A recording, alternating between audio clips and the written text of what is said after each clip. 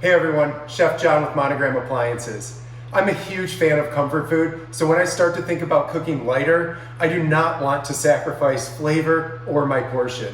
So follow the recipe below as I prepare a salmon tzatziki bowl that is sure to fill you up.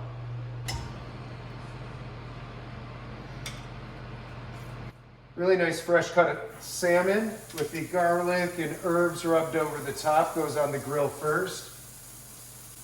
For this bowl as well, we're going to do some grilled eggplant. Just a thin slice on it, looks good. Also going to add some peppers on there. This is one of those things where more is more, so feel free to use any additional ingredients that you want. Really fill up the grill and make use of the whole surface so that when your bowl comes together, it's hearty and perfectly flavored and seasoned.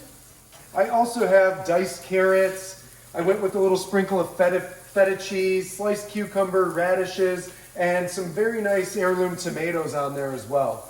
For the starch, I chose black rice. Just for me, it has more flavor, and this grain has a different tooth feel to it, so it adds a little more pop on this tzatziki bowl.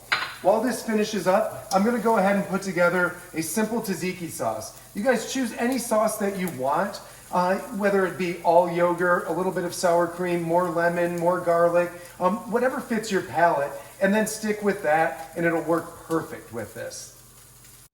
So you see I've chosen a large bowl for this tzatziki bowl just because I'm going to put so many ingredients into it. So I want to give myself plenty of space to work. Where we'll start is with some of those grilled veg, the eggplant, toss a couple peppers in there. Garnish those peppers with some more onion. That looks nice.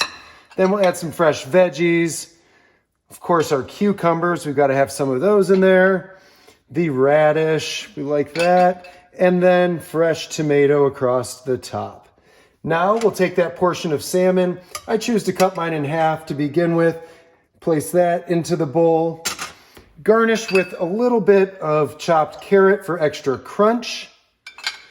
And the feta cheese, and lastly, the tzatziki sauce. Again, make whatever version that you like. This is mostly Greek yogurt and lemon juice and lemon zest, a little bit of dill and onion in there, but I think it makes for a perfect tzatziki bowl.